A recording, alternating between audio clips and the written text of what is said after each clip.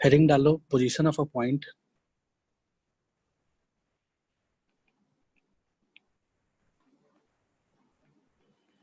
position of a point with respect to ellipse। ठीक है, तो जैसे मान लिया है सपोज हमने s बोल दिया किसको, x square by A square plus y square by B square -1 equals to 0। इसको अगर हम s बोल रहे हैं तो s1 क्या हो जाएगा, अगर किसी पॉइंट कोई पॉइंट x1 y1 है यानी कि s1 विद रेस्पेक्ट टू, अगर हम लिखें अगर s ये है हमारे पास, तो अगर हम लिखते हैं s1 with respect to point x1 comma y1, ठीक है, तो वो क्या बन जाएगा, s1 कहलाएगा x1 का whole square by A square plus y1 का whole square by B square -1, ये s1 कहलाएगा। ठीक है, तो इलिप्स के अंदर, अगर इलिप्स के अंदर पॉइंट लाई कर रहा होगा x1 y1, ठीक है, तो उस केस में क्या हो जाएगा, उस केस में s1 जो आएगा वो लेस देन 0 आएगा। इलिप्स के ऊपर अगर पॉइंट लाई कर रहा होगा x1 y1, तो उस केस में जो s1 आएगा वो इक्वल टू 0 आएगा। अगर इलिप्स के बाहर कहीं भी कोई पॉइंट लाई कर रहा होगा x1 y1, तो उस केस में जो s1 होगा वो ग्रेटर देन 0 होगा। सही है,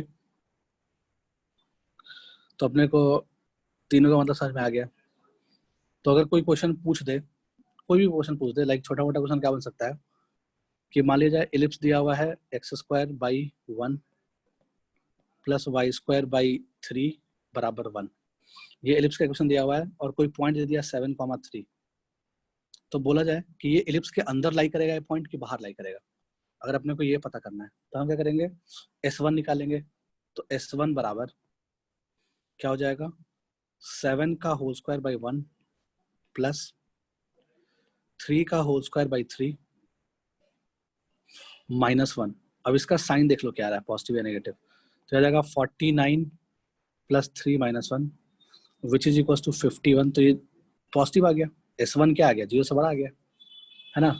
तो यहाँ से अपने क्या मिला, S1 जो 0 से बड़ा है, इसका मतलब कि जो 7,3 पॉइंट है वो इस एलिप्स के बाहर लाई कर रहा है ना। तो हम बोल सकते हैं कि point P 7,3 lies outside the ellipse.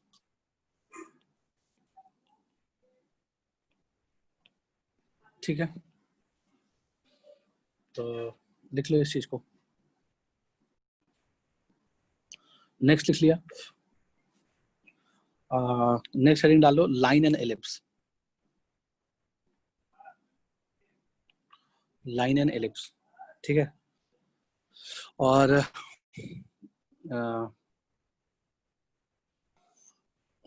Line दिया हुआ है अपने पास y equals to mx plus C, ये लाइन दिया हुआ है, और एलिप्स का जो इक्वेशन दिया हुआ है वो दिया हुआ है x square by A square plus y square by B square is equals to 1। ठीक है, तो अगर दोनों को सॉल्व करना हो, यानी कि अपने को ये लाइन और इस एलिप्स का पॉइंट ऑफ इंटरसेक्शन निकालना है, तो उसके दोनों लाइन को सॉल्व करेंगे, यानी कि for point of intersection, for point of intersection of L and ellipse. तो लाइन और एलिप्स के पॉइंट ऑफ इंटरसेक्शन के लिए क्या करेंगे, दोनों को सॉल्व करेंगे। दोनों को सॉल्व करने का तरीका क्या है कि हम क्या करेंगे, एलिप्स के इक्वेशन में लाइन को रख देंगे, यानी कि एलिप्स के इक्वेशन में जहां जहां y दिख रहा है वहां mx प्लस सी रख देंगे, तो mx प्लस सी का whole square divide by B square बराबर 1, ऐसा कुछ बन जाएगा। इससे x में क्वाड्रेटिक बन जाएगा, देखते हैं कौन सा क्वाड्रेटिक बनता है। तो इसको थोड़ा सा सॉल्व करेंगे तो B square times of X square बनेगा plus A square times of mx plus सी का होल स्क्वायर बराबर ए स्क्वायर बी स्क्वायर, ऐसा कुछ आ रहा होगा। तो थोड़ा सा इसको एक्सपैंड करके देख लेते हैं क्या आता है। तो ये आ जाएगा B square X square plus A square अंदर वालों को एक्सपेंड कर लो, तो M square X square plus C square plus 2mcx is equal to A square B square, ऐसा कुछ बन गया। ठीक है, अब आगे देख लेते हैं और क्या बनेगा। तो एक्स स्क्वायर के साथ क्या आ जाएगा, एक्स स्क्वायर के साथ आ जाएगा A square M square plus B square times of X square, ये हमारा एक्स स्क्वायर के साथ आना चाहिए। एक्स के साथ क्या आ जाएगा, एक्स के साथ आ जाएगा 2mc a square 2mc a square times of x, और जो भी बच जाएगा वो कांस्टेंट टर्म आ जाएगा। तो कांस्टेंट टर्म क्या आ जाएगा, constant term a square C square minus of A square B square equals to 0। तो ये एक्स में क्वाड्रेटिक दिख गया। ठीक है, अब इस क्वाड्रेटिक में अगर लाइन, मान लो कहानी क्या बन रही होगी, अब 3 केसेस पॉसिबल हो सकते हैं। मान लो एलिप्स ऐसा है और लाइन ऐसा है, तो या तो लाइन एल जो है वो एलिप्स को 2 पॉइंट पे कट कर रहा होगा, तो एक पॉइंट ए हो गया, एक पॉइंट बी हो गया। ए का पॉइंट मान लो x1, y1 आ गया, और बी का पॉइंट मान लो x2, y2 हो गया। तो अगर इसके रियल एंड डिस्टिंक्ट रूट आ गए, इस वाले क्वाड्रेटिक के अगर रियल एंड डिस्टिंक्ट रूट आ गए, यानी कि x1 x2 अलग अलग आ गया, तो इसका मतलब कि x1 x2 2 रूट आ गया, x की वैल्यू 2 आ गई, x1 और x2, यानी कि 2 जगह कट कर रहा होगा, 2 डिस्टिंक्ट पॉइंट पे कट कर रहा होगा। ठीक है, कभी ऐसा भी सीन हो सकता है कि एलिप्स को ये लाइन जो है वो टच कर रहा होगा, जब टच कर रहा होगा तो रिपीटेड रूट्स आएंगे, ए और बी पॉइंट एक ही जगह पे आ गया, तो x1 x2 बराबर आ गया, तो उस केस में क्या हो जाएगा, रूट्स रियल तो होंगे बट रिपीटेड रूट होंगे, है ना। अच्छा, फिर एक केस ऐसा भी आ सकता है कि जब एलिप्स को वो लाइन कट नहीं कर रहा होगा, तो उस केस में जो रूट्स आएंगे वो इमेजनरी आ जाएंगे, तो x1 x2 क्या आ जाएगा, उस केस में इमेजनरी आ जाएगा। तो इस केस में roots are real and distinct, इस केस में क्या आ जाएगा, roots are real and distinct. तो रूट्स रियल डिस्टिंक्ट आएगा तो डिस्क्रिमिनेंट क्या हो जाएगा, 0 से बड़ा। ठीक है, इस केस में roots are real and equal, इस केस में क्या आ जाएगा, roots are real and equal, sorry roots are real and equal. तो इसका मतलब कि डिस्क्रिमिनेंट इस केस में क्या आ जाएगा, 0 आ जाएगा, उस वाले क्वाड्रेटिक जो क्वाड्रेटिक निकाले एक्स में। ठीक है, और इस केस में क्या आ जाएगा, रूट्स आर इमेजिनरी, यानी x1 x2 इमेजिनरी आ जाएगा, तो रूट्स आर इमेजिनरी। अगर रूट्स इमेजिनरी आ गया, इसका मतलब डिस्क्रिमिनेंट क्या आ जाएगा, नेगेटिव आ जाएगा। तो 3 तरह का सिचुएशन पॉसिबल हो सकता है। ठीक है, तो इसको बोल दिया केस 1, इसको बोल दिया केस 2, इसको बोल दिया केस 3। सही है, तो पहले इसका डिस्क्रिमिनेंट निकाल दिया जाए। ठीक है ना, तो पहले इतना लिख लो। ठीक, तो अब इसमें हमने क्या किया, इसका डिस्क्रिमिनेंट निकाला, देखते हैं क्या आता है।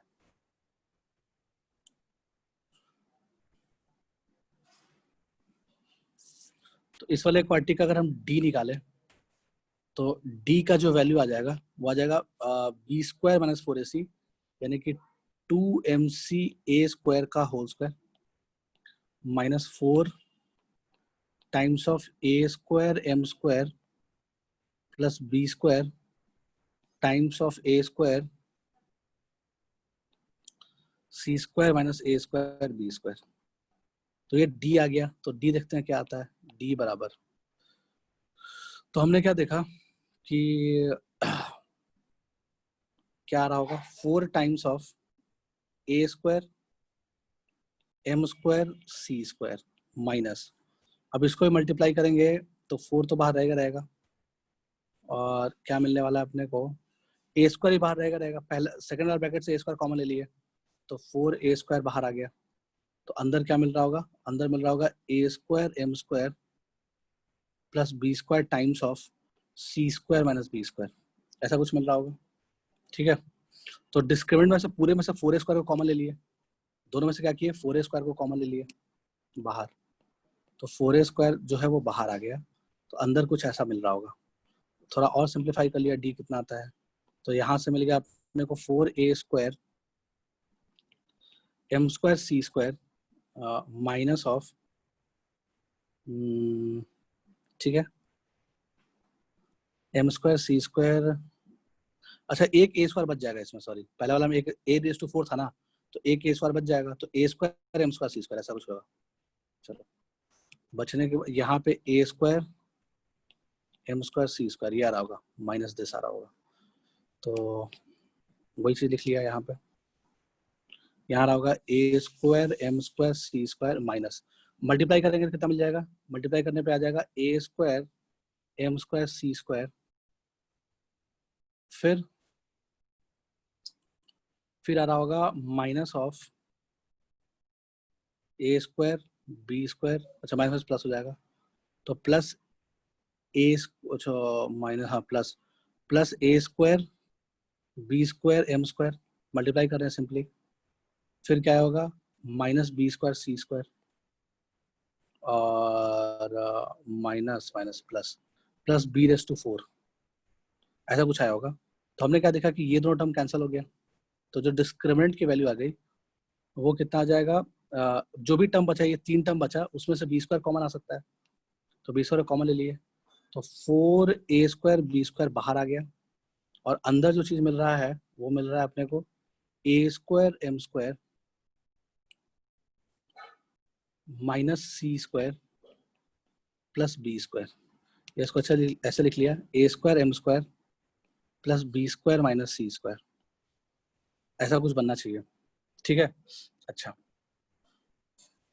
अब ऐसा कुछ, ये तो डिस्क्रिमिनेंट की वैल्यू आ गई, तो अगर डिस्क्रिमिनेंट है ना, अगर डिस्क्रिमिनेंट नेगेटिव आ गया, यानी इस चीज का वैल्यू नेगेटिव आ गया, तो देखो ए और ए ये तो पॉजिटिव ही रहेगा हमेशा, ये तो हमेशा पॉजिटिव ही रहेगा, तो अगर ये चीज नेगेटिव आ गया, यानी क्या नेगेटिव आ गया, A square M square plus B square minus C square is less than 0, यानी कि डी नेगेटिव, तो इसका मतलब कि कोई पॉइंट ऑफ इंटरसेक्शन नहीं आएगा, है ना, तो नो पॉइंट ऑफ इंटरसेक्शन बोल सकते हैं इसको। अदर वे में ऐसा लिख सकते हो कि जब सी स्क्वायर बड़ा हो जाए, या फिर ऐसे लिख लो, जब A square M square plus B square जो है वो छोटा हो जाए सी स्क्वायर से, ठीक है, तो उस केस में क्या जाएगा, नो पॉइंट ऑफ इंटरसेक्शन, कोई पॉइंट ऑफ इंटरसेक्शन नहीं आएगा, no point of intersection of line l and ellipse, तो लाइन और एलिप्स का कोई पॉइंट ऑफ इंटरसेक्शन नहीं आएगा, ऐसा कब होगा, जब सी स्क्वायर बड़ा हो जाएगा A square M square plus B square से, ठीक है। अच्छा वैसे ही ये तो केस 1 हो गया, कह सकते हो। वैसे ही केस 2 में हमने क्या किया, केस 2 में अगर ऐसा कहानी बन जाए कि अगर डिस्क्रिमिनेंट 0 के बराबर आ जाए, यानी कि ए स्क्वायर यहाँ लिख लिया, यानी कि अगर A square M square plus B square बराबर सी स्क्वायर हो जाए, ठीक है, यानी यू कहें कि जब सी जो है वो बराबर हो जाए plus minus under root of A square M square plus B square के, ठीक है, अगर सी इसके बराबर हो जाएगा तो उस केस में क्या हो जाएगा, line will be tangent to ellipse, है ना, तो उस केस में क्या हो जाएगा, line will be tangent to ellipse, समझ आ रहा है बात, ठीक है। और वैसे ही केस 3 में क्या हो जाएगा, वैसे ही केस 3 में क्या हो जाएगा कि जब A square M square plus B square minus C square ये 0 से बड़ा हो जाए, यानी कि A square M square plus B square is greater than C square हो जाए, तो उस केस में क्या हो जाएगा, line will cut ellipse at 2 distinct point,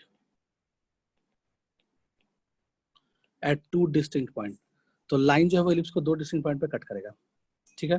अच्छा तो हमने केस 2 में क्या निकाला कि जब सी मतलब सी जो है वो प्लस माइनस वो टेंजेंट हो जाएगा, यानी कि इक्वेशन ऑफ टेंजेंट यहाँ से निकाल सकते हैं हम एलिप्स का, ठीक है, तो यानी कि हमने जो निकाला था सी स्क्वायर बराबर केस 2 में, जो सी स्क्वायर बराबर A square M square plus B square निकाला, ठीक है, तो ये जो चीज है, या तो ये बोल दो या इसी चीज को अदर वे में ऐसे बोल सकते हैं, सी बराबर plus minus under root of A square M square plus B square हो जाए, ठीक है, तो लाइन क्या हो जाएगा, टेंजेंट हो जाएगा, यानी कि इसको या कोई भी एक चीज को हम बोल सकते हैं क्या, कंडीशन ऑफ टेंजेंसी। ये क्या कहलाएगा, ये कहलाएगा कंडीशन ऑफ टेंजेंसी, यानी कोई भी लाइन जो है उस केस में क्या हो जाएगा, हाँ टेंजेंट हो जाएगा। ठीक है, तो हम यहां से लिख सकते हैं इक्वेशन ऑफ टेंजेंट, यहां से हम लिख सकते हैं equation of tangent, equation of tangent to ellipse. तो इलिप्स के लिए इक्वेशन ऑफ टेंजेंट क्या बन जाएगा, y बराबर एम एक्स प्लस सी। तो m x plus c, c क्या है, plus minus under root of A square M square plus B square. तो ये क्या हो गया, ये हो गया equation of tangent to ellipse with slope m, है ना, equation of tangent to ellipse with slope m. तो स्लोप एम के साथ ये इक्वेशन ऑफ टेंजेंट हो जाएगा एलिप्स का। सर्कल में भी हमने ऐसा ही कुछ टेंजेंट के लिए पढ़ा था। सर्कल में क्या पढ़े थे, सर्कल में पढ़े थे इक्वेशन ऑफ टेंजेंट क्या पढ़े थे, y equals to mx plus minus a under root of 1 plus m square, अगर याद आ रहा हो तो। ये क्या पढ़े थे, ये सर्कल के लिए पढ़े थे इक्वेशन ऑफ टेंजेंट। ठीक है, ये पढ़े थे क्या, सर्कल के लिए, है ना, सर्कल के लिए इक्वेशन ऑफ टेंजेंट पढ़े थे विद स्लोप m। ठीक है, तो देखो इलिप्स भी सर्कल ही होता है अगर b a के बराबर आ जाए। तो अगर b को a के बराबर रख दो, अगर पहले वाले एक्सप्रेशन में अगर तुम b को a के बराबर रख दोगे तो ये बन जाएगा क्या, सर्कल का टेंजेंट इक्वेशन बन जाएगा। तो अगर हम इलिप्स के टेंजेंट का इक्वेशन याद रख रहे हैं तो सर्कल याद करने की जरूरत है ही नहीं, अपने आप हो गया, समझ आ रहा है बात। ठीक है, तो ये हो गया इक्वेशन ऑफ टेंजेंट। ओके, अब तुम ध्यान से देखना, चलो इसको तो मिटा रहे हैं। अब जैसे कोई भी इलिप्स है तो सेम स्लोप का दो टेंजेंट होगा, जैसे अभी कैसे समझ पा रहे हो बात को, तो एक बार प्लस के साथ ये व्हाटएवर कुछ भी आ गया, इसकी वैल्यू मान लो कुछ के आ गई सपोज एग्जांपल के तौर पे, या सी आ गया व्हाटएवर, तो एक आएगा, यानी कि एक टेंजेंट क्या आ जाएगा स्लोप एम वाला, एक आ जाएगा y equals to m x plus under root of A square M square plus B square, और एक टेंजेंट क्वेश्चन आ जाएगा वाई बराबर m x minus under root of A square M square plus B square. सही है, तो यहां से अब ये छोटा सा इन्फॉर्मेशन क्या क्या, मतलब ये छोटा सा इक्वेशन क्या क्या इन्फॉर्मेशन दे रहा है, ये मैथमेटिकली ये बता रहा है कि अगर कोई सा भी इलिप्स हो, मैथमेटिकली क्या बता रहा है कि अगर कोई सा भी इलिप्स हो तो उस इलिप्स पे स्लोप एम का, मान लो एम की वैल्यू 2 है सपोज एग्जांपल के तौर पे, तो 2 स्लोप वाला दो टेंजेंट हो रहा होगा, 2 स्लोप वाला क्या रहा होगा, दो टेंजेंट हो रहा होगा।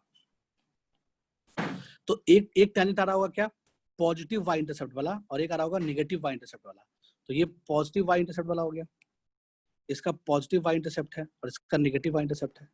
तो सेम स्लोप का, यानी कि 2 स्लोप का काइंड ऑफ एक एग्जांपल ले लिए, तो मान लो स्लोप 2 वाला, अगर तुमसे पूछे कि इलिप्स पे टेंजेंट का इक्वेशन लिखो जिसका स्लोप 2 हो, तो दो इक्वेशन आएगा टेंजेंट का, है ना, यानी कि इलिप्स पे ऐसा दो टेंजेंट होगा जिसका स्लोप 2 हो रहा होगा।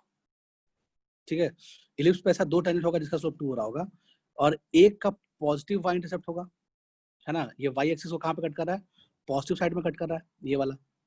ठीक है, तो ये मान लो अगर इसको हम टेंजेंट 1 बोल दिए और इसको हम टेंजेंट 2 बोल दिए, तो ये वाला टेंजेंट 1 का क्वेश्चन है और ये वाला टेंजेंट 2 का क्वेश्चन है, क्योंकि एक का वाई इंटरसेप्ट नेगेटिव है, T2 का वाई इंटरसेप्ट नेगेटिव है, T1 का वाई इंटरसेप्ट पॉजिटिव है, क्योंकि T1 जो है वो वाई एक्सिस को पॉजिटिव में कट कर रहा है और ये नेगेटिव साइड में कट कर रहा है T2। समझ बात।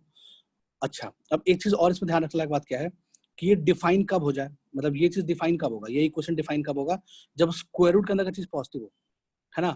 तो स्क्वायर रूट के अंदर चीज हमेशा पॉजिटिव होगा, यानी कि A square M square plus B square will always greater than equal to 0, है ना, ये हमेशा 0 से बड़ा होगा। तो इसका मतलब कि हर एम के लिए एक टेंजेंट पॉसिबल है, मतलब हर एम के लिए टेंजेंट पॉसिबल है, ऐसा कोई एम होगा ही नहीं, माइनस इन्फिनिटी से लेकर प्लस इन्फिनिटी तक ऐसा कोई एम होगा ही नहीं, एम की ऐसी कोई वैल्यू होगी ही नहीं जिसके लिए टेंजेंट हो ही ना, है ना।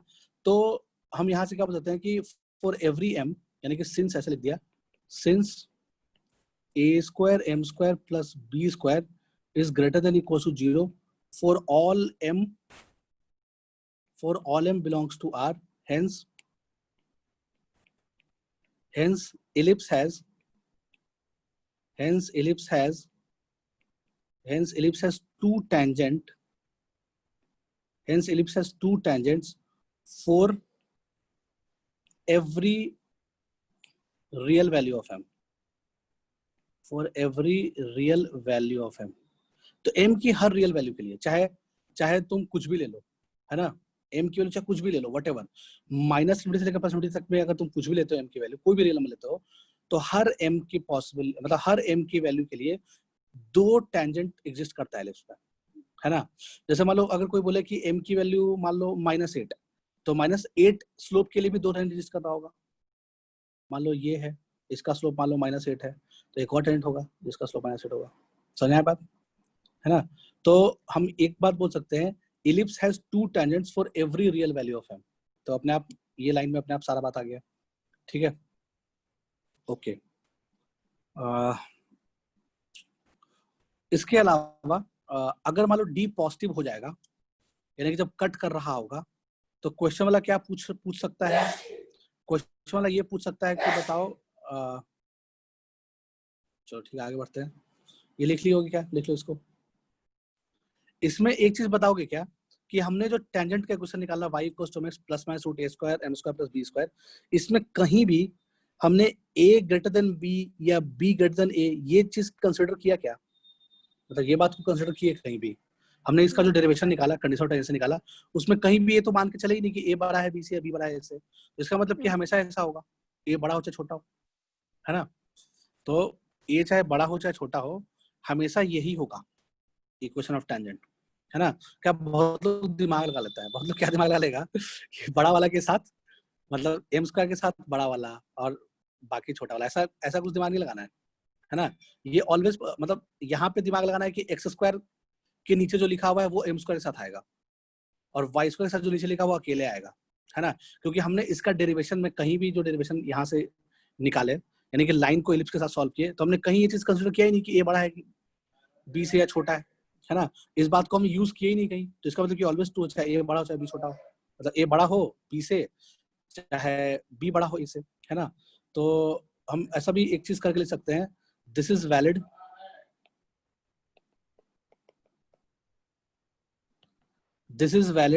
if a is greater than b और b is greater than a, दोनों के लिए वैलिड है सेम इक्वेशन, यानी सेम टेंजेंट इक्वेशन होगा दोनों के लिए, चाहे a बड़ा हो b से, चाहे b बड़ा हो a से, ठीक है। तो ये बात भी ध्यान रखना है। तो जो हमारा क्वाड्रेटिक बना था उसको फिर से लिख लिया, है ना। जो क्वाड्रेटिक बना था वो बना था क्या, a² m² + b² times of x² + 2mc a² times of x + a² c² - a² b² = 0। जब लाइन को इलिप्स का सॉल्व किए थे तो ये क्वाड्रेटिक बना था, ठीक है ना। तो अगर मान लो कहानी ऐसा हो कि इसका d पॉजिटिव आ रहा हो, ठीक है, if d is greater then 0, तो अगर d पॉजिटिव आ रहा होगा तो इलिप्स को लाइन कट कर रहा होगा दो अलग अलग पॉइंट पे, एक पॉइंट a पे कट कर रहा होगा, एक पॉइंट b पे कट कर रहा होगा। तो क्वेश्चन पूछने वाला पूछ सकता है कि ये जो लाइन l है y = x + c जो लाइन है, वो उसका इंटरसेप्टेड पोर्शन बाय इलिप्स बताओ, यानी length of intercepted portion of line l by ellipse, ये पूछ सकता है, यानी कि AB का लेंथ पूछ सकता है। तो अगर अपने को AB का लेंथ निकालना होगा तो हम पॉइंट ऑफ इंटरसेक्शन नहीं निकालेंगे, है ना। ऐसा नहीं कि अब इसका रूट निकालने चले कि x1 x2 निकालेंगे, है ना। निकालेंगे, निकाल सकते हो। एक तरीका क्या होगा AB निकालने का, AB निकालने का तरीका होगा कि इस क्वाड्रेटिक का हमने दोनों रूट निकाल लिया, इस क्वाड्रेटिक का दोनों रूट निकाल लिया, एक x1 निकाले, एक x2 निकाल लिया। जब x1 x2 पता चल गया तो लाइन जो हमारा था y = mx + c, तो उसमें एक बार x1 डालेंगे इसमें तो y1 निकल जाएगा, और एक बार इसमें x2 डालेंगे तो y2 निकल जाएगा। तो दोनों कोऑर्डिनेट निकल जाएगा a और b, तो हम ab का लेंथ निकाल लेंगे डिस्टेंस फॉर्मूला लगा के। ये एक तरीका हो सकता है ऑफ कोर्स, बट अगर मान लो इसका रूट निकालना पॉसिबल नहीं हो या फिर इररेशनल रूट आ रहा हो, लाइक इसका डिस्क्रिमिनेंट रूट में आ रहा हो, है ना, यानी कि कुछ x1 जो है वो मान लो 1 + √71 / 243 ऐसा कुछ आने लगे या कुछ इस तरह का चीज आने लगे, तो हमारे लिए x1 इतना मुश्किल है, फिर y1 कितना मुश्किल होगा, है ना, फिर x2 कितना मुश्किल होगा, फिर y2 भी कितना मुश्किल होगा।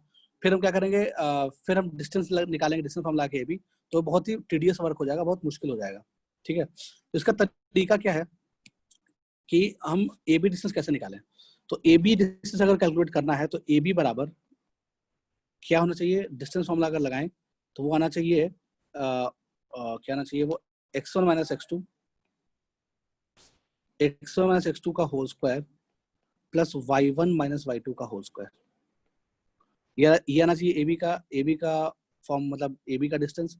तो x1 माइनस x2 तो वही होगा, उसमें तो कोई चेंज करेंगे नहीं, है ना। y1 को लिख सकते हैं क्या, mx1 plus c minus mx2 plus c, तो ब्रैकेट में आएगा तो माइनस आ जाएगा, माइनस c आ जाएगा का होल स्क्वायर, है ना। तो ये y1 का काम कर रहा है और y2 में माइनस सी आ जाएगा, क्योंकि ब्रैकेट के साथ अगर लिखोगे तो यहाँ प्लस लिखना पड़ेगा, ब्रैकेट हटाएंगे तो माइनस सी आ जाएगा, समझ में आ रहा होगा बात। ठीक है, तो प्लस सी माइनस सी कैंसिल हो जाएगा। ठीक है, तो y1 माइनस y2 ऐसा कुछ बन रहा होगा। तो आगे फर्दर क्या बन जाएगा, under root of x1 minus x2 का whole square plus m square times of x1 minus x2 का होल स्क्वायर, यही बनेगा।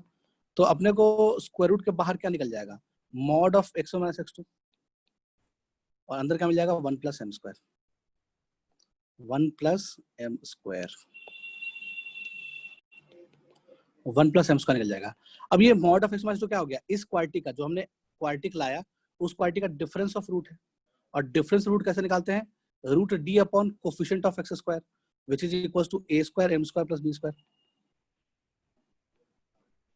ठीक है, और under root of 1 plus m square. तो इस तरह से हम क्या निकाल सकते हैं, a भी निकाल सकते हैं। ए बी का लेंथ यही आ जाएगा। अपने को लाइन का इक्वेशन गिवन है, यानी कि m गिवन है ना, लाइन इक्वेशन मतलब m गिवन है, ए बी गिवन है क्योंकि a और b इलिप्स का इक्वेशन में था, छुपा हुआ बात वो गिवन है, और रूट d निकाल सकते हैं हम लोग, है ना। इस क्वार्टी का डिस्क्रिमिनेंट तो निकाल ही सकते हैं, तो हम ऐसे निकाल सकते हैं ऑफ कोर्स ए बी का लेंथ। तो थोड़ा इसमें क्या होगा, इसमें पॉइंट निकालना नहीं पड़ा अपने को, ए कोऑर्डिनेट और बी कोऑर्डिनेट निकालना नहीं पड़ा, हम डायरेक्टली ए बी का लेंथ निकाल पाए। तो ये तरीका भी लिख लिया। ए बी को बोलेंगे क्या लैंग्वेज में, लैंग्वेज में ए बी को बोलेंगे length of intercepted portion, length of intercepted portion of line L with ellipse, ऐसे बोलेंगे। सही है।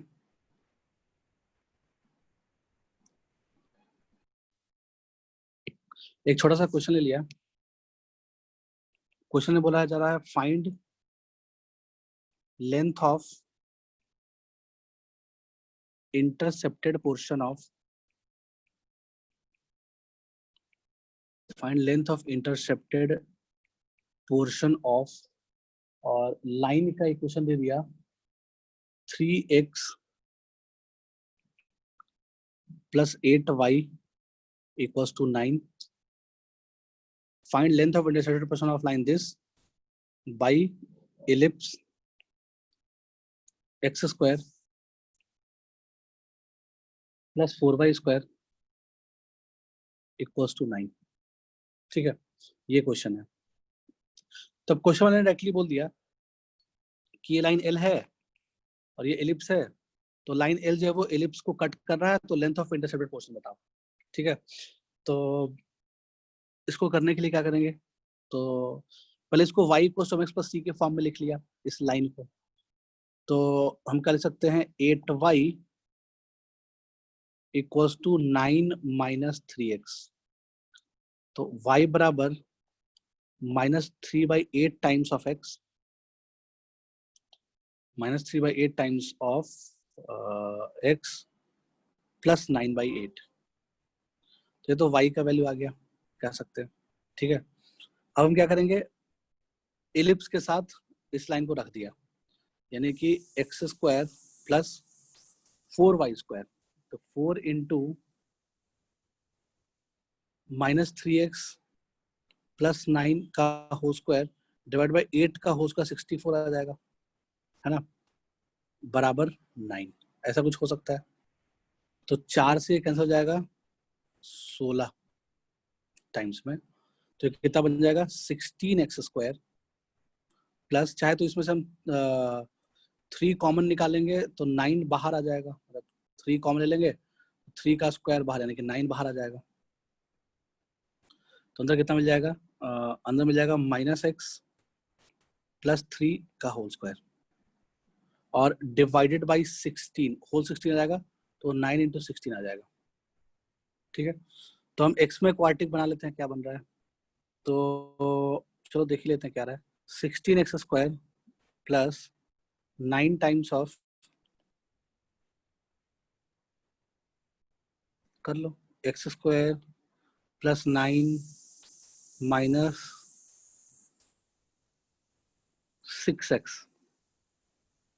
सही है, -6x इज इक्वल टू 9 × 16, ऐसा कुछ आ रहा होगा। तो यहाँ से अपने को क्या मिल जाएगा 16x² plus 9x² minus 54x plus 81 minus 9 × 16 बराबर 0। ठीक है, ऐसा कुछ आ गया। तो ये जो क्वार्टिक मिला वो क्या मिला, 25x² माइनस 54x प्लस, अब एक कांस्टेंट हम कुछ आ गया 81 माइनस कुछ, तो इसमें से 9 अगर कॉमन ले लें देखो कितना आ रहा है, 9 - 16 आ रहा है। 81 कॉमन ले लेंगे तो 9 बाहर, 9 कॉमन लिया तो 9 बाहर, 9 - 16 तो कितना हो जाएगा 7 आ जाएगा। तो 9 × -7 तो -63 आ जाएगा ना। Hello, if I am not wrong, -63 बराबर 0। ये x में क्वार्टिक मिल गया, ठीक है ना। तो हमने ए बी जो सेगमेंट पोर्शन, जो ए बी है, अभी थोड़ा देर पहले पढ़ा, ए बी क्या होता है, मॉड ऑफ x1 - x2। अगर मान लो इसका रूट आया होगा x1 x2, है ना, तो mod of x1 - x2 √1 + m², यही होता है ए बी का लेंथ। अपने को ए बी का लेंथ तो निकालना है, तो हम क्या करेंगे, ए बी बराबर मॉड ऑफ x1 - x2 क्या, √d/a। तो पहले इसका डिस्क्रिमिनेंट निकालना पड़ेगा, तो √(b² - 4ac) यानी कि 54 का whole square b² minus 4ac, तो प्लस हो जाएगा। तो +4 × 25 × 63 डिवाइडेड बाई 2, डिवाइड क्या होता है, रूट डी, डिफरेंस रूट क्या होता है, √d/a, और a काम कौन कर रहा है, 25 कर रहा है, तो a का काम 25 कर रहा है, 25, ठीक है। और √1 + m², m का काम कौन कर रहा है इसमें, -3/8, तो उसका होल स्क्वायर कर दिया, तो 9/64, ठीक है। तो ये जो यही आ गया ए बी का लेंथ, उसको आगे सॉल्व कर लेना जो भी आया। तो क्या अपने को पॉइंट वगैरह निकालना नहीं पड़ा, अगर पॉइंट वगैरह निकालते तो शायद मुश्किल में फंस जाते, है ना। उस पार्टी को सॉल्व करते पता नहीं क्या क्या करते, तो सीधे हम ए बी का लेंथ निकाल पाए, समझ आया बात। तो ऐसा निकाल सकते हैं कोई भी चीज का लेंथ। और नेक्स्ट क्या लिख सकते हैं इसमें, जैसे मान लो हमारा जो टेंजेंट का इक्वेशन आया था वो आ गया था y = mx plus minus √a² m² plus b²। तो अगर तुमसे ऐसा क्वेश्चन पूछा जाए कि कोई इलिप्स है ना, तो इलिप्स हमने कोई पॉइंट ले लिया, सपोज कोई पॉइंट ले लिया h, k, और h, k पॉइंट से एक टेंजेंट ड्रॉ किए इस इलिप्स पे, h, k पॉइंट से एक टेंजेंट ड्रॉ किए इस इलिप्स पे। तो हमने अज्यूम कर लिया कि इसका स्लोप मान लो m होगा, ठीक है। तो हम ऐसे लिख सकते हैं, अब वो HK से पास कर रहा है तो इसका मतलब कि इसमें हम HK डाल सकते हैं, इसमें हम HK इसमें डाल सकते हैं। HK डाला तो K - MH का होल स्क्वायर बराबर क्या लिख सकते हैं हम, a² m² प्लस b², ऐसा लिखा जा सकता है, ठीक है ना। तो इसको थोड़ा सा एक्सपेंड कर ही लो, कितना आ जाएगा, k² plus m² h² minus 2HKM, k² plus m² h² minus 2HKM बराबर a² m² प्लस b², सही है, ओके। तो हम इसको थोड़ा अच्छे से अगर लिखें तो ये क्या बन जाएगा, ये बन जाएगा H square minus a square, H square minus a square times of m square, ठीक है। फिर माइनस 2 HKM, माइनस 2 HKM, और क्या मिल जाएगा, plus K square minus B square, plus K square minus B square equals to 0। सही है, ऐसा बन गया। तो अपने को क्लियरली क्या दिख रहा है, ये अपने को क्लियरली दिख रहा है कि ये जो चीज है ये क्या है, ये अपने को मिल गया एम में क्वार्टिक मिल गया। तो इसका मतलब कि एच के से पास होने वाला, अब इसके दो रूट होंगे ऑफ कोर्स, एक रूट मैक्सिमम, एक रूट M1, मतलब इसके मैक्सिमम दो रूट हो सकते हैं, M1 और M2। तो इसका मतलब अपने को क्या समझ में आ गया कि किसी पॉइंट से पास होने वाला है ना इलिप्स पे दो टेंजेंट हो सकता है, जिसमें से एक का स्लोप M1 होगा तो एक का स्लोप M2 होगा, दो से ज्यादा नहीं हो सकता है ना। तो ये इक्वेशन क्या बता रहा है, मतलब ये अपने को मैथमेटिक्स क्या बता रहा है, मैथमेटिक्स ये बता रहा है कि इलिप्स पे अगर किसी पॉइंट से हम इलिप्स पे टेंजेंट ड्रॉ करें तो मैक्सिमम दो टेंजेंट ड्रॉ कर सकते हैं किसी पॉइंट से, तीन नहीं कर सकते, चार नहीं कर सकते, है ना। ये मैथ्स बता रहा है, क्योंकि एम में क्वार्टिक बनेगा तो उस क्वार्टिक के मैक्सिमम दो रूट आ सकते हैं, तो ज्यादा दो टेंजेंट ड्रॉ कर सकते हो, या ऐसा भी होता है कि एक भी टेंजेंट ड्रॉ ना करो, या ऐसा होता है कि एक ही टेंजेंट ड्रॉ करो। तो अगर ये एच के पॉइंट इलिप्स के ऊपर लाई कर जाए, अगर ये एच के पॉइंट इलिप्स के ऊपर लाई कर जाए तो एक ही टेंजेंट ड्रॉ होगा, है ना। अगर एच के पॉइंट इलिप्स के अंदर लाई कर जाए तो एक भी टेंजेंट लाई नहीं, एक भी टेंजेंट नहीं मिलेगा, यानी कि M1 M2 इमेजिनरी आ जाएगा। समझ आ रहा है बात। और जब M1 M2 रिपीटेड रूट होगा तो इसका मतलब कि वो टेंजेंट हो जाएगा, मतलब सॉरी एच के इलिप्स भी लाई कर रहा होगा। ठीक है, समझ आ रहा होगा बात। तो यहाँ से ये बात समझ में आ गया, यानी कि यहाँ से हम बोल सकते हैं कि from any point, from any point maximum two tangents, from any point maximum two tangents can be drawn to an ellipse, can be drawn to an ellipse। तो अपने को एक इंफॉर्मेशन ये मिल गया इस इक्वेशन से, ठीक है। अच्छा, फिर हमने डायरेक्टर सर्कल का डेफिनेशन पढ़ा था, है ना, सर्कल में। ऑफ कोर्स सर्कल का डायरेक्टर सर्कल पढ़े होंगे, है ना। तो एलिप्स का भी डायरेक्टर सर्कल होता है, तो डायरेक्टर सर्कल, नॉट रॉन्ग, हाँ सही है, डायरेक्टर सर्कल। डायरेक्टर सर्कल का डेफिनेशन क्या होता है, डायरेक्टर सर्कल का डेफिनेशन होता है locus of A point.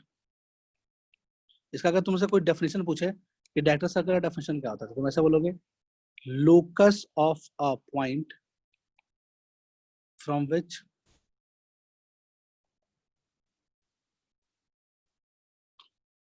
two mutually perpendicular tangents can be drawn, from which two mutually perpendicular tangents can be drawn, tangents can be drawn, ठीक है। उसी को बोलते हैं डायरेक्टर सर्कल। डायरेक्टर सर्कल का डेफिनेशन ये होता है, locus of A point from which two mutually perpendicular tangents can be drawn, ठीक है। तो अगर अपने को डायरेक्टर सर्कल निकालना हो, यानी कि इस क्वेश्चन को सॉल्व करना हो, वाले क्वेश्चन वाले ने बोल दिया कि बताओ लोकस ऑफ ए पॉइंट बताओ जहां से दो म्यूचुअली परपेंडिकुलर tangent ड्रॉ कर सकते हैं इलिप्स पे, और स्टैंडर्ड इलिप्स दिया हुआ है x² बाई a² वो दिया हुआ है। तो हम क्या करेंगे, यहाँ तक तो सेम ही करेंगे, यहाँ तक सेम ही करेंगे, ठीक है। यहाँ तक सेम करने के बाद हम क्या करेंगे कि M1 और M2 का जो प्रोडक्ट है, यानी कि प्रोडक्ट ऑफ रूट्स, क्या अगर M1 M2 दोनों के बीच का अगर 90 डिग्री हो रहा है सपोज, तो इसका मतलब कि हम क्या बोल सकते हैं, M1 M2 की वैल्यू कितनी हो रही होगी, -1 हो रही होगी, तो प्रोडक्ट ऑफ रूट कितना हो रहा होगा, -1 हो रहा होगा।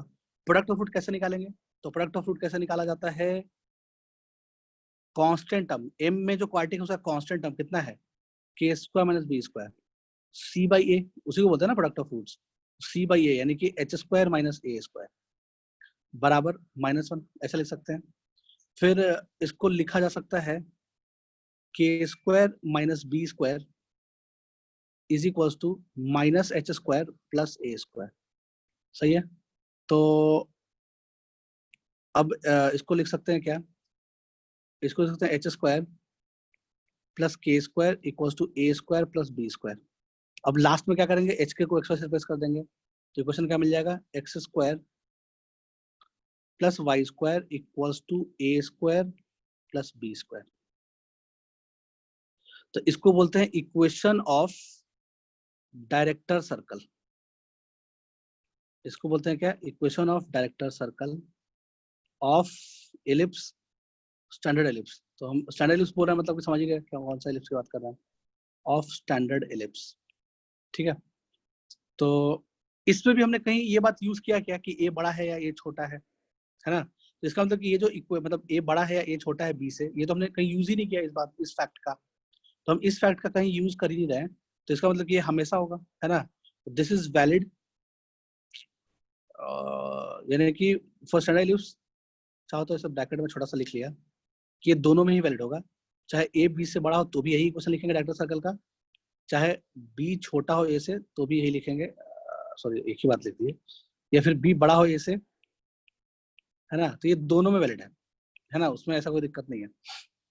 हम ये क्यों लिखवा रहे हैं? क्योंकि हाइपरबोला में चीजें बदल जाती है, इसलिए मैं लिखवा रहे हैं, है ना? ताकि तुम्हें एक दिमाग में पैटर्न बैठ जाए, ताकि हाइपरबोला में गलती ना कर पाओ, इसलिए ये बात, हालांकि इसकी जरूरत थी नहीं बताने की, ठीक है। तो इक्वेशन ऑफ डायरेक्टर सर्कल ये आता है। सर्कल का डायरेक्टर सर्कल क्या आता है ना? पढ़े होगे सर्कल का डायरेक्टर सर्कल।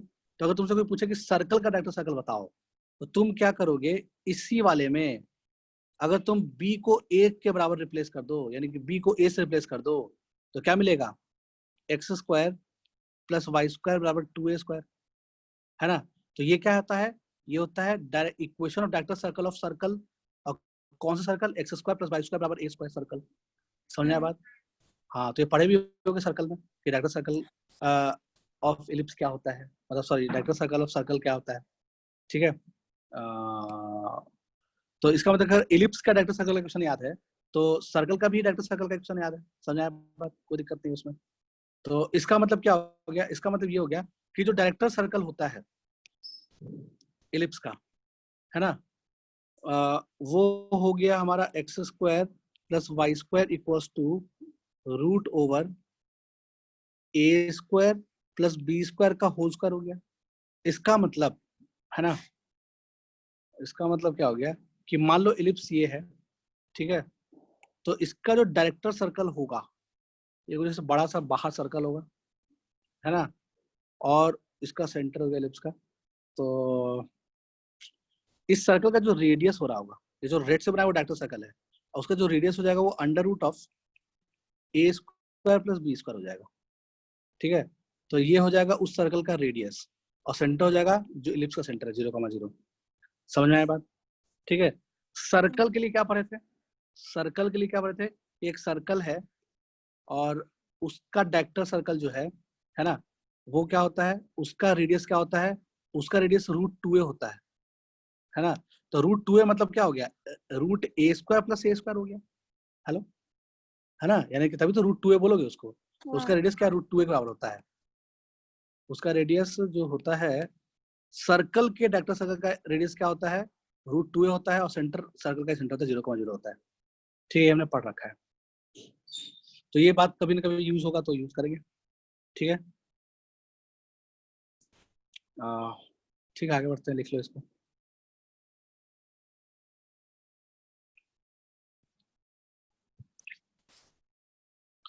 हमने नेक्स्ट डाल दिया tangent and normal of ellipse. Tangent and normal of ellipse. तो एलिप्स का टेंजेंट और नॉर्मल की कहानी जान लिया जाए, ठीक है। तो फर्स्ट क्या लिख लिया? हम जो भी निकाल रहे हैं वो एलिप्स, कौन से एलिप्स के निकाल रहे हैं? For ellipse x² by a² plus y² by b² equals to 1 के लिए निकाल रहे हैं, ठीक है। तो अगर इस पे पहला पॉइंट लिख लिया कि अपने को चाहिए equation of tangent, equation of tangent at point x1, y1। x1, y1 जो है वो एलिप्स पे लाई करने वाला एक पॉइंट है ना। x1, y1 क्या है? एलिप्स पे लाई करने वाला एक पॉइंट है। तो वहां पे टेंजेंट इक्वेशन कैसे लिखें? तो उसके लिए हमें तरीका पड़ा है, रिप्लेस करने का तरीका, है ना। तो x² को x1 से रिप्लेस कर देंगे, तो x1 बाई a²। y² को y1 से रिप्लेस कर देंगे, तो y1 by b² is equal to 1, ठीक है। तो ये equation of tangent to the ellipse हो जाएगा, एट पॉइंट कहाँ हो जाएगा, x1 y1। सही है। वैसे ही अगर तुमसे पूछा जाए कि equation of tangent at point a cos theta, equation of tangent at point अब पैरामेट्रिक पॉइंट पे, यानी कि at point a cos theta, b sin theta, उस पॉइंट पे अगर अपने को इक्वेशन ऑफ टेंजेंट चाहिए तो हम क्या करेंगे, जहां जहां यानी x1 का काम कौन कर रहा है, a cos थीटा, और y1 का काम कौन कर रहा है, b sin थीटा कर रहा है, तो हम क्या कर लेंगे, x1 की जगह पे a cos डाल दिया, तो a cos theta by a square, plus y1 की जगह b डाल दिया तो b sin theta by b square is equal to 1। तो एक a से एक a कैंसिल, एक b से एक b कैंसिल, तो जो इक्वेशन ऑफ टेंजेंट आया वो क्या आ गया, x cos theta by a plus y sin theta by b is equal to 1। तो ये पैरामेट्रिक पॉइंट पे इक्वेशन ऑफ टेंजेंट होता है। ठीक है, तो ये क्या कहलाएगा, equation of tangent at parametric point. ठीक है, फिर तीसरा वैरायटी ऑफ टेंजेंट कैसे लिखोगे, विद स्लोप m, यानी equation of tangent to the ellipse this with slope m। ठीक है, अगर स्लोप m हो तो वो तो खैर अभी कर ही चुके हैं प्रूफ। वो क्या होता है, y equals to mx plus minus under root of a square m square plus b square. तो अपने को ये तीनों याद होना चाहिए, तीनों तरीके से इक्वेशन ऑफ टेंजेंट लिखने आना चाहिए। ठीक है, और इसको कॉपी कर लो। अब नेक्स्ट जो इसमें देखते हैं, point of intersection of tangent, point of intersection of tangents drawn at theta 1 and theta 2, drawn at point theta 1 and point theta 2। मतलब क्वेश्चन वाले ने क्या बोला कि इलिप्स, स्टैंडर्ड इलिप्स दिया हुआ है, इलिप्स वही है x square by a square plus y square by b square बराबर 1, किसी और इलिप्स के नहीं कर रहा है ना। तो इसमें बोला है कि कोई एक पॉइंट है थीटा 1, यानी कि मान लो इस पॉइंट को a बोल दिया और ये है थीटा 1, और कोई दूसरा पॉइंट है b और वो पॉइंट है थीटा 2, पैरामीटर उसका दिया हुआ है। तो एक का थीटा 1 पॉइंट दिया हुआ है, इसका मतलब कि ये, इसका मतलब क्या हो गया, a cos theta 1, b sin theta 1, a का पॉइंट हो गया। वैसे ही b थीटा 2 लिखा हुआ है, इसका मतलब क्या हो गया, a cos theta 2, b sin theta 2 उसका पॉइंट हो गया। ठीक है, तो इसका मतलब हम इसको ऐसे लिख सकते हैं, ये लिखा हुआ है a cos theta 1, b sin theta 1, मन में ऐसे सोचेंगे, लिखेंगे थीटा 1 बट मन में ऐसे सोचेंगे। वैसे इसको भी मन में क्या सोचेंगे कि ये लिखा हुआ है a cos theta 2, b sin theta 2, ये पॉइंट लिखा हुआ है। तो a पे हमने क्या किया, टेंजेंट ड्रॉ किया, b पे हमने क्या किया, टेंजेंट ड्रॉ किया। सही है, अब दोनों जहां पे कट कर रहा है, अपने को वही चाहिए, पॉइंट ऑफ इंटरसेक्शन चाहिए। मान लो p पॉइंट पे कट कर रहा है सपोज, तो अपने को p के कोऑर्डिनेट चाहिए। ठीक है ना, तो p के कोऑर्डिनेट निकालने का जो फर्स्ट तरीका जो तुम्हारे दिमाग में आया होगा, है ना, तो जो तुम्हारे दिमाग में फर्स्ट तरीका आया होगा, जो बहुत ही लेंदी तरीका है, मेथड 1 इसको करने का, क्या करोगे कि तुमने अभी थीटा पैरामीटर के टर्म्स में इक्वेशन ऑफ टेंजेंट पढ़ा है ना, तो यानी कि ए पॉइंट पे जो टेंजेंट इक्वेशन आएगा वो क्या आ जाएगा, x by A cos theta 1 plus y by b sine theta 1 बराबर 1। सही है, तो ये हो गया टेंजेंट 1 का इक्वेशन। वैसे टेंजेंट 2 का इक्वेशन क्या कितना हो जाएगा, x by A cos theta 2 plus y by b sine theta 2 is equal to 1। ठीक है, दो इक्वेशन, दो वेरिएबल, अपने को x वाई की वैल्यू निकालना है। ठीक है, थीटा 1 थीटा 2 के टर्म्स में, तो दो इक्वेशन है, दो वेरिएबल है, x और y दो वेरिएबल है, और दो इक्वेशन x y में, तो लीनियर इक्वेशन टू वेरिएबल, इसको सॉल्व कर लेंगे तो पॉइंट ऑफ इंटरसेक्शन निकल जाएगा। ये एक तरीका आ गया जो इन जनरल सबके दिमाग में आ रहा होगा, है ना। बट ऐसे करोगे तो बहुत ही लेंदी होने के चांसेस हैं, और हो ही जाएगा ऑफकोर्स बहुत लेंदी, तो हम ऐसे नहीं करेंगे, है ना। इवन एग्जाम में भी अगर कुछ ऐसा क्वेश्चन आता है तो ये सब अप्रोच नहीं लगाएंगे। ठीक है, तो हम करेंगे क्या अगर ये नहीं कर रहे हैं तो, ठीक है, तो हम पॉइंट ऑफ इंटरसेक्शन ऐसे निकालेंगे हम उल्टा चलेंगे, हम मान लेते हैं कि पॉइंट ऑफ इंटरसेक्शन जो है वो x1, y1 है, मान लिया, ठीक है। तो पॉइंट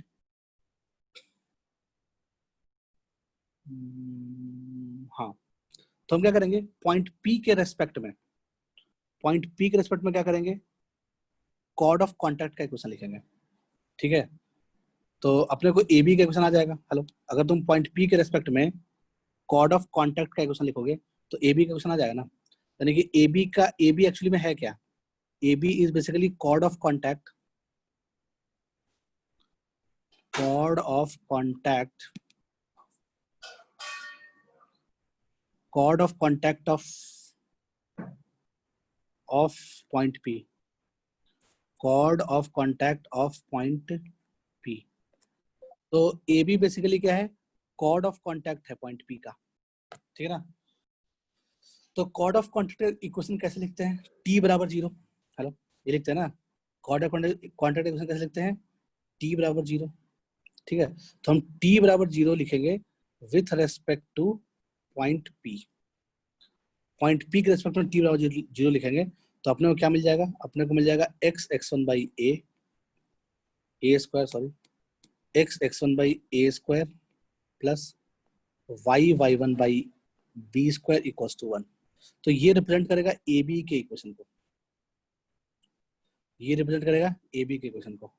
फिर हमने equation of chord joining point θ1 θ2 के लिए याद किया था, याद करो, ऐसा लिखवाया था ना हमने, equation of chord joining point θ1 θ2, तो हम पहले ही पढ़ चुके हैं। यानी कि ए बी का एक और इक्वेशन अपने को पता है, मतलब ए बी का इक्वेशन पता है, θ1 θ2 को ज्वाइन करने वाला जो कॉर्ड है उसका इक्वेशन क्या होता है, वो होता है x by A times of cos θ1 plus θ2/2 plus y by B times of sine θ1 plus θ2/2 is equals to cos of, याद करो, याद आया क्या, हेलो, θ1 माइनस θ2/2, याद आ गया होगा, हमने ये पढ़ रखा है। यानी कि equation of chord joining point θ1 θ2, यानी कि ए बी का इक्वेशन ये होना चाहिए, है ना। और यानी कि दोनों ए बी का इक्वेशन है, दोनों को हम कंपेयर कर सकते हैं, ठीक है ना। तो अगर दोनों ए बी का इक्वेशन है तो हम दोनों को कंपेयर करेंगे, कंपेयर करने पे अपने को क्या मिलेगा देख लो। तो x का कोफिशिएंट कंपेयर कर लो तो x1 by A square divide by x1 by A square divided by cos, अब ये इतना बड़ा हम इसको एल बोल देते हैं, यानी लार्जर एंगल, ठीक है, ताकि बार बार लिखना ना पड़े इतना कहानी। और इसको हम स्मॉल एस बोल दिया, यानी कि स्मॉलर एंगल, ठीक है, समझ लेना तुम लोग क्या लिख रहे हैं। तो हम इसको क्या लिखेंगे, cos L by a is equals to y1 by B square divided by sine l by b is equals to, constant हम इक्वेट कर दिया, मतलब 1 अपॉन कॉस एस, यही होना चाहिए, ठीक है। तो यहाँ से एक ए से एक ए कैंसल, तो ए मैच कर गया, तो ये जो x1 की वैल्यू आ जाएगी, x1 will be equals to कितना आ जाएगा, A cos L by cos S, तो ए कॉस एल बोले तो क्या, θ1 plus θ2 divided by 2 upon cos θ1 minus θ2 divide by 2, ये x1 वैल्यू आ गया। वैसे ही y1 वैल्यू कितना आ जाएगा, y1 बराबर एक बी से एक बी खत्म हो गया, ठीक है। तो ये आ जाएगा b times of sine θ1 plus θ2 divided by 2 upon cos θ1 minus θ2 divide by 2। तो आ गया point of intersection of tangents at point θ1 and θ2, आ रहा होगा समझ बात, ठीक है। इससे जल्दी निकल गया, बहुत जल्दी, है ना। अदरवाइज तुम दोनों लाइन को सॉल्व करते तो बहुत ही लंबा ट्रिग्नोमेट्री पता नहीं क्या क्या लगता, हो तो जाता, वैसे भी यही से आता बट लेंदी हो जाता, ठीक है। तो हम ऐसे कर लेंगे।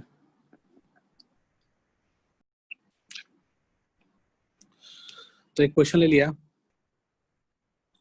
Find the locus of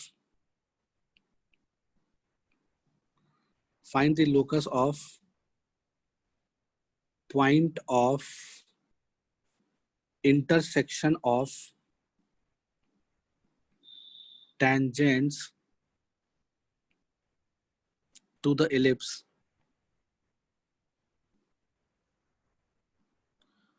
to the standard ellipse. अब कौन इतना इक्वेशन लिखे, समझ लेना स्टैंडर्ड एलिप्स क्या है. To the standard ellipse if difference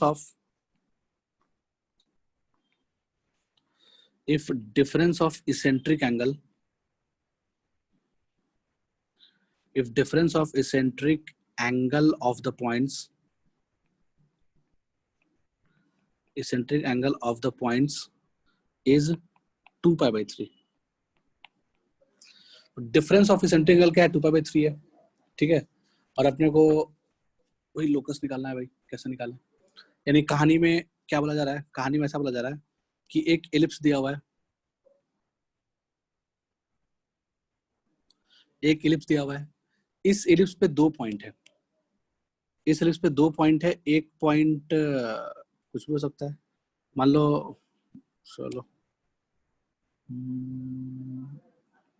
x axis Y से बना ही लेते हैं, ऑरिजिन हो गया.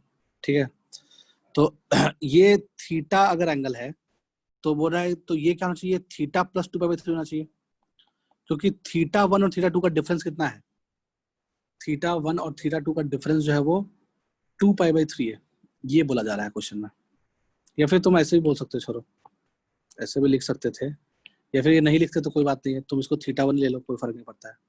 इसको थीटा 2 ही ले लो, कोई फर्क नहीं पड़ता है. ठीक है, और अपने को mod of theta 1 minus theta 2 बराबर 2 pi by 3 दिया हुआ है क्वेश्चन में. बोला कि दोनों पे हमने क्या किया, टेंजेंट ड्रॉ किया. थीटा 1 पे भी टेंजेंट ड्रॉ किया, थीटा 2 पे भी टेंजेंट ड्रॉ किया. तो दोनों का जो पॉइंट ऑफ इंटरसेक्शन है उसका लोकस बताओ. तो अपने को पॉइंट ऑफ कोऑर्डिनेट तो पता ही, मतलब पॉइंट ऑफ इंटरसेक्शन क्या होता है, ये होता है a cos l by cos s.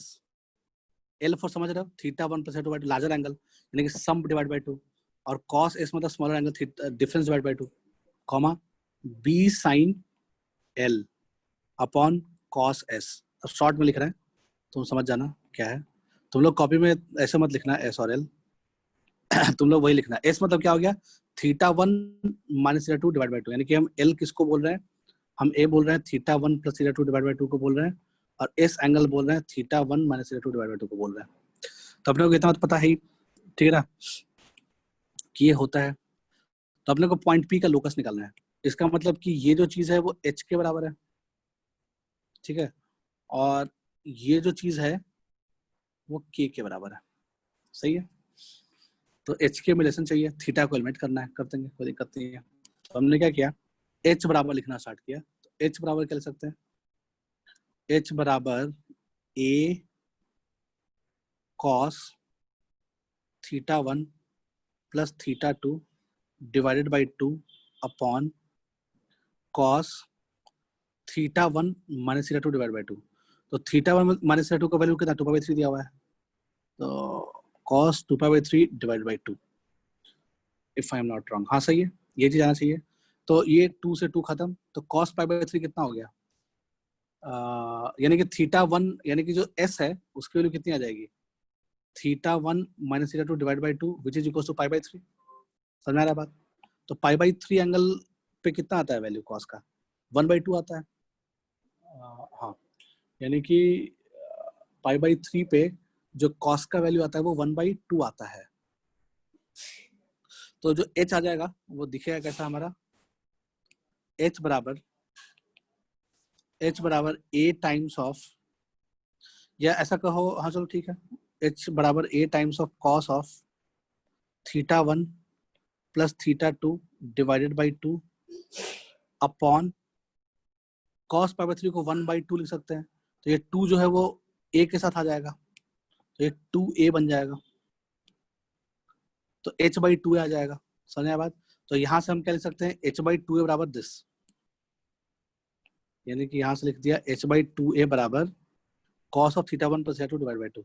वैसे ही ये तो ये पहला इक्वेशन आ गया, कह सकते हो, ठीक है.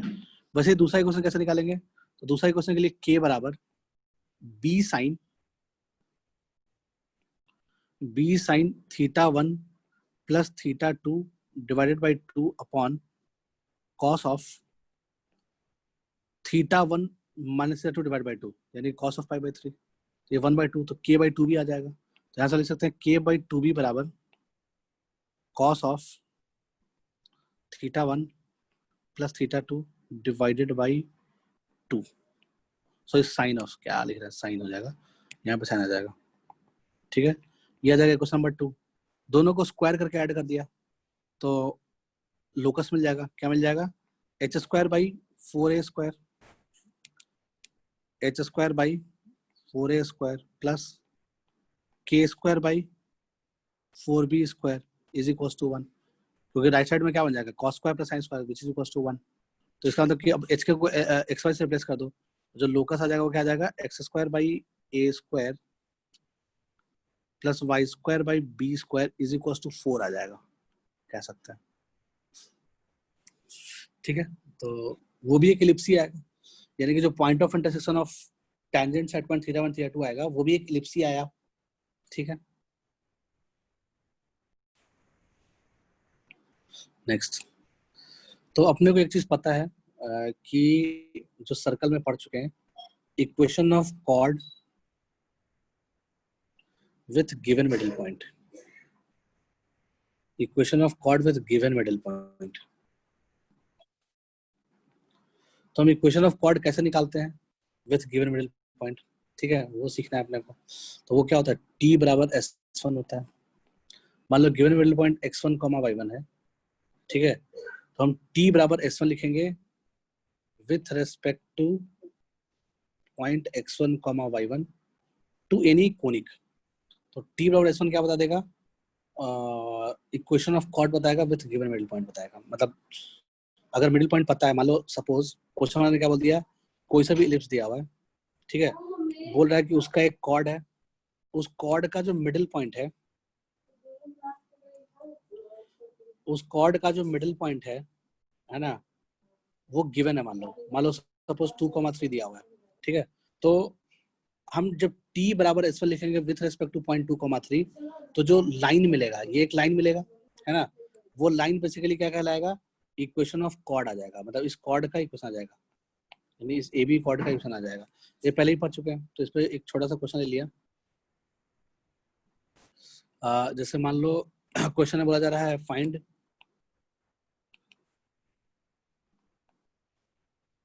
The locus of mid point, find the locus of midpoint of focal chord of ellipse x square by a square plus y square by b square is equals to 1। सही है। तो अपने को क्या निकालना है, find the locus of mid point of focal cord of ellipse this, ठीक है। तो कैसे कैसे कर सकते हैं हम लोग, क्या क्या दिमाग में आ रहा होगा थॉट, चलो अटेम्प्ट करो, ठीक है। तो इसमें करेंगे क्या, देखो हमने क्या किया, इलिप्स लिखा हुआ है, ठीक है, इलिप्स का कोई फोकल कॉर्ड है, तो इस फोकल मतलब ये फोकल कॉर्ड जो है वो ए यानी S1 से पास कर रहा होगा, यानी AE,0 से पास कर रहा होगा, ऑफ कोर्स, सही है। एक तो ये बात हो गया। अब इसका मिडिल पॉइंट तो कुछ भी हो सकता है, आई डोंट नो। तो मान लेते हैं इस कॉर्ड का जो मिडिल पॉइंट है वो H, K है। सपोज ये M जो है वो मिडिल पॉइंट है इस कॉर्ड का, ठीक है, और वो मान लो H, K है, सही है। ये x1, y1 है, व्हाटएवर कुछ भी मान सकते हो, x1, y1 में आदत रहती है तो वही लिख लो, जल्दी लिख पाओगे। तो x1, y1, ठीक है। तो इस कॉर्ड का जो मिडिल पॉइंट है वो x1, y1 है। तो हमने क्या किया, t बराबर s1 लिखा with respect to point m1, मतलब m with respect to m। तो m पॉइंट के रेस्पेक्ट में अगर हम t बराबर s1 लिखें तो अपने को क्या मिल जाएगा, ये AB कॉर्ड का इक्वेशन मिल जाएगा, ए बी कॉर्ड का क्वेश्चन मिल जाएगा। ठीक है, तो लिख लेते हैं। तो टी कैसे लिखेंगे, x x one by A square plus y y one by B square minus one. ये तो टी की वैल्यू आ गई, बराबर एस वन। एस वन लिखना है तो एस वन में क्या करेंगे, एक्स वन वाई वन डाल देंगे जहां जहां एक्स है और जहां जहां वाई है। तो एक्स वन का whole square by A square plus Y one का whole square by B square minus one. तो ये माइनस वन कैंसिल हो गया। ठीक है, तो ये ऐसा कुछ आ गया। ये जो है ये एक्चुअली में क्या आ गया, ये ए बी कॉर्ड का इक्वेशन आ गया। अब ए बी कॉर्ड में खासियत क्या है ना,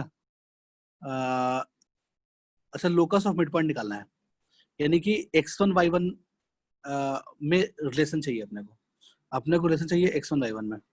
ठीक है, तो इसमें एक खासियत क्या है कि इस ए बी कॉर्ड को क्या बोल रहे थे भाई, हाँ इस ए बी लाइन पे एस वन लाई कर रहा होगा क्योंकि फोकल कॉर्ड है। तो इसका मतलब कि इसमें ए ई कॉमा जीरो से पास कर रहा होगा, इसमें ए ई कॉमा जीरो पास करा दिया।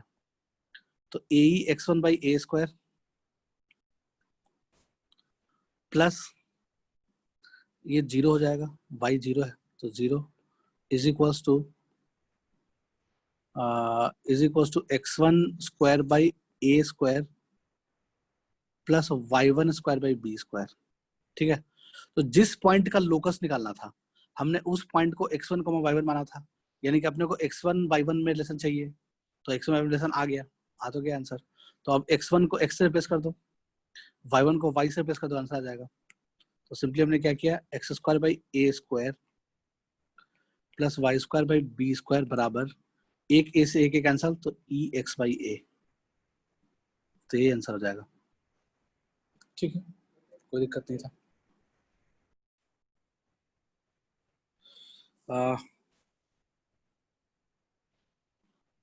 अब देखते हैं नॉर्मल का क्वेश्चन कैसे निकलेगा। ठीक है, तो अब नॉर्मल के लिए हमने क्या किया, पहले तो अपने को टेंजेंट का क्वेश्चन पता है कहाँ पे, x one y one point पे। तो x x one by A square plus y y one by B square is equal to one. ठीक है, तो यहाँ से हम स्लोप ऑफ टेंजेंट निकाल सकते हैं, टेंजेंट का स्लोप। ठीक है, तो टेंजेंट का स्लोप क्या होता है, minus times of coefficient of x, यानी कि minus times of x one by A square divided by coefficient of y, यानी कि y one by B square. ठीक है, यहाँ से स्लोप ऑफ टेंजेंट आ जाएगा विच इज इक्वल्स टू कितना आ जाएगा, B square by A square which is equals to b square by a square time minus b square by a square times of x1 by y1। ठीक है, तो minus B square by A square times of x1 by y1, ऐसा कुछ आ गया।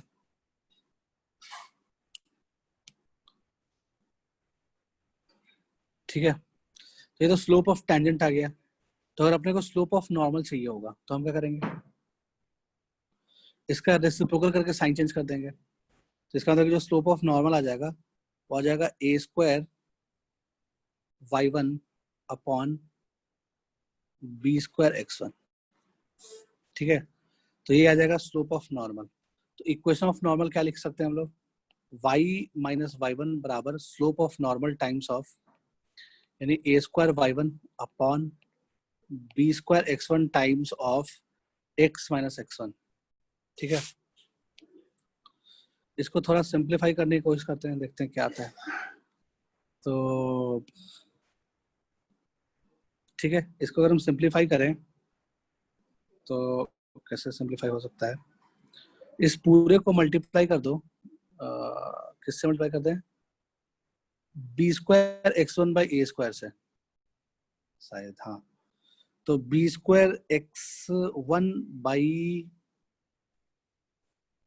चलो इस पूरे को हमने मल्टीप्लाई कर दिया किससे, b square x one by Y one, b square x one by Y one से मल्टीप्लाई कर लिया। ठीक है, पूरे एक्सप्रेशन को, तो अपने को क्या मिल जाएगा, y के साथ क्या मिलेगा, b² x1, या छोड़ो इतना क्या दिमाग लगा रहे हैं, चलो क्रॉस मल्टीप्लाई कर ही लो, देख सको कुछ ना कुछ तो आ ही रहा होगा। क्रॉस मल्टीप्लाई किया तो एक अच्छा पैटर्न दिख जाएगा, याद रखने लायक।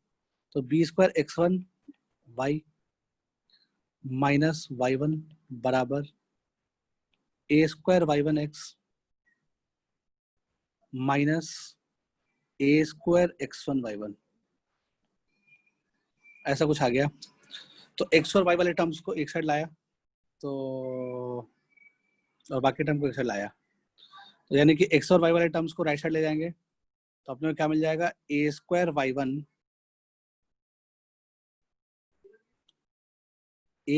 y1 times of x minus b² x1 times of y is equals to a² x1 y1 minus y1। सही है, देख लो ऐसा कुछ बन सकता है। तो ऐसा कुछ बनने के बाद पूरे में हमने क्या किया, x1 y1 से डिवाइड कर दिया, तो शायद कुछ अच्छा बन जाए। चल कुछ अच्छा बन रहा है क्या, शायद बनना तो चाहिए, देख लेते हैं। पूरे में अगर हम x1 y1 से डिवाइड कर दे हर एक टर्म में, शायद कुछ अच्छा बनना चाहिए, I hope so.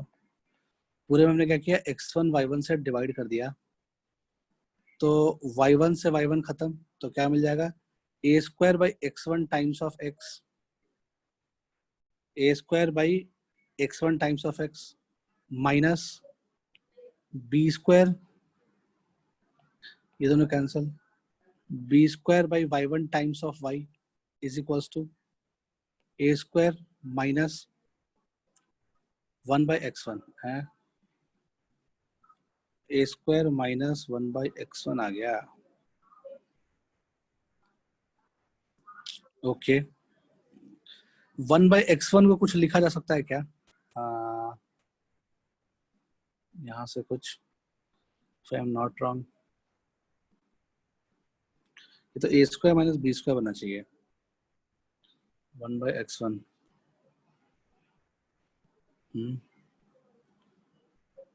y minus y1 times of a²। ठीक है, चलो इसको थोड़ा सिंपल तरीके से करते हैं, मतलब जैसे फॉर्मूला का स्ट्रक्चर याद है ही, तो वैसा बनाने की कोशिश करते हैं। तो a² और b² का टर्म क्रिएट करेंगे डायरेक्टली, ये हटा दो सब, ऐसा तो यहाँ तो सही, कोई दिक्कत नहीं है। इसके बाद अपने को करना है इक्वेशन ऑफ नॉर्मल निकालना है, तो एक काम करो, b² y1 से मल्टीप्लाई कर लेते हैं, यानी कि इससे, है ना, इसको गायब किया पिक्चर से, यानी कि हमने इसको मल्टीप्लाई कर लिया किससे, b², यानी कि पूरे में हर जगह क्या कर लो, हर एक टर्म में किससे मल्टीप्लाई करना है अपने को, हर एक टर्म में b² अपॉन y1 से कर लिया मल्टीप्लाई, तो अपने को क्या मिल जाएगा, b² y/y1 माइनस, ठीक है, माइनस b² y1/y1, तो y1 कैंसिल हो जाएगा, तो सिर्फ b² बचेगा, माइनस b², ठीक है, बराबर यहाँ पे बचेगा a² x1 बच जाएगा, a² x1 times of x minus a² x1 into x1, तो माइनस a² से बचेगा। सही है, तो अब चीज बन रहा होगा, देख लो हमने क्या किया, b² y1 से सारे टर्म को मल्टीप्लाई कर दिया, सारे टर्म को, ठीक है, तो ऐसा कुछ बना होगा। अब उसके बाद क्या कर लेंगे, इसके बाद नेक्स्ट चीज क्या बनेगा, तो हम लिख सकते हैं a² को लेफ्ट साइड लाए, तो a² माइनस b² बराबर a² x1 times of x minus b² y1 times of y, ऐसा कुछ बनना चाहिए। तो अल्टीमेटली ये बन क्या गया, ये पूरा चीज जो हुआ, अगर इसको अच्छे से लिखा तो क्या क्या बन जाएगा, ये a² x1 times of x minus b² y1 times of y बराबर a² माइनस b²। तो ये क्या कहलाएगा, equation of normal, equation of normal at point x1 y1। तो x1 y1 पॉइंट पे हम नॉर्मल का इक्वेशन ऐसे याद रख पाओ तो अच्छी बात है, क्योंकि सिमेट्रिक है, कोई दिक्कत है नहीं। a square by x1 times of x, या a square x by x1, b square y by y1 बराबर a square minus a square, a square b square से याद रख लियो तो अच्छी बात है। तो ये जो फॉर्मूला है इसमें हमने कहीं भी ये बात तो यूज नहीं किया कि a बड़ा है b से या b बड़ा है a से, व्हाटएवर, कुछ भी नहीं यूज किया। तो ये वैलिड है a ग्रेटर देन b के लिए भी and b greater than a के लिए भी, दोनों के लिए वैलिड है ये चीज, है ना। बट अगर हम थोड़ा सा इसमें शॉर्टकट टाइप का लिखें, लाइक अगर हम इस वाली क्वेश्चन को ऐसे लिख दें, a square x by x1 minus B square Y by Y one बराबर, तो a square minus B square क्या लिख सकते हैं, है ना। हमने ई स्क्वायर की वैल्यू पढ़ा था, ई स्क्वायर बराबर क्या होता है 1 minus B square by A square. ये कब होता है, जब a बड़ा होता है b से, तब ये लिखते हैं ना ई स्क्वायर की वैल्यू। हेलो, तो इसका मतलब कि A square E square, A square E square बराबर A square minus B square होगा। तो यानी A square minus B square को A square times of E square कब लिख सकते हैं, जब ए बी से बड़ा हो, ठीक है। तो इसका मतलब कि अगर हम ए स्क्वायर माइनस बी स्क्वायर को ये लिख दें, है ना, ए स्क्वायर माइनस बी स्क्वायर को अगर हम ये लिख दें, ए स्क्वायर ई स्क्वायर लिख दें, तो ये कब वैलिड होगा, ये नॉर्मल इक्वेशन कब वैलिड होगा, है ना, जब ए बड़ा हो बी से, तभी होगा, अदरवाइज नहीं होगा वैलिड। आ रहा है समझ में बात, जब ए बड़ा हो बी से तभी ये वैलिड होगा, अदरवाइज ये चीज वैलिड नहीं हो सकता है, ठीक है, समझ में बात। अच्छा, वैसे ही अगर उल्टा सिचुएशन हो, बी बड़ा हो ए से, तो फिर क्या हो जाएगा, जैसे चलो अगर बी बड़ा हो ए से, तो इसेंशियली का फॉर्मूला क्या लिखेंगे, ई स्क्वायर बराबर 1 minus a square by B square. ऐसा कब लिखते हैं, जब बी बड़ा होता है ए से। तो इसका मतलब कि E square B square E square बराबर B square minus a square, ठीक है। ठीक है, सही बात है, बी स्क्वायर ई स्क्वायर बराबर B square minus a square, ऐसा होता है। बिल्कुल सही है। तो A square minus B square क्या लिख सकते हैं, यानी कि minus B square E square बराबर क्या लिख सकते हो, ए स्क्वायर माइनस बी स्क्वायर। तो अगर वहां पे हमने क्या किया, minus B square E square लिख दिया, है ना, तो वो वैलिड होगा ओनली जब बी बड़ा हो इससे। यानी कि अगर नॉर्मल इक्वेशन हम ऐसे लिखते हैं, A square X by X one minus B square Y by Y one बराबर minus times of B square E square. अगर ये लिखते हैं तो ये कब वैलिड होगा, जब बी बड़ा होगा ए से, समझ आया बात, ठीक है। तो ये वाला नॉर्मल इक्वेशन तब वैलिड होगा जब बी बड़ा होगा ए से। यानी कि बेसिकली तुम याद तो ये रखो, ए स्क्वायर माइनस बी स्क्वायर वाला याद रखो, ठीक है। और बस यही याद रखोगे, बाकी तो ऐसे कहने के लिए है। हाँ। तो ये तो नॉर्मल का इक्वेशन हो गया, ठीक है। और ओके,